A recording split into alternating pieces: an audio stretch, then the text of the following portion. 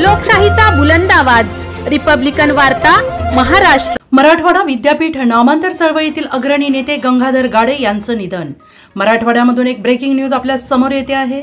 मराठवाडा विद्यापीठ नामांतर चळवळीतील अग्रणी नेते, आंबेडकरवादी राजकीय सामाजिक विचारांचे लढाऊ पॅन्थर यांचे अल्पशा आजाराने आज सकाळी दुःखद निधन झाले। ते रिपब्लिकन पार्टी ऑफ इंडियाचे माजी नेते होते। पॅन्थर रिपब्लिकन पक्षाचे संस्थापक आणि अध्यक्ष होते। गंगाधर गाडे महाराष्ट्राचे माजी परिवहन राज्यमंत्री होते। ते पॅन्थर चळवळीत लोकप्रिय नेता होते। ते 85 वर्षाचे होते। गेल्या काही दिवसांपासून ते आजारी होते। पुण्यातील एका खासगी रुग्णालयात ते उपचार घेत होते। 7 जुलै 1977 रोजी दलित पॅन्थरचे सरचिटणीस गंगाधर गाडे यांनी डॉक्टर बाबासाहेब आंबेडकर यांचे नाव मराठवाडा विद्यापीठाला द्यावे अशी सर्वप्रथम मागणी केली होती। 1994 मध्ये मराठवाडा विद्यापीठाचे नाव बदलून डॉक्टर बाबासाहेब आंबेडकर मराठवाडा विद्यापीठ असा नामविस्तार केला गेला। गंगाधर गाडे यांचा जन्म 1939 मध्ये औरंगाबाद जिल्ह्यातील पाचोळी गावात झाला।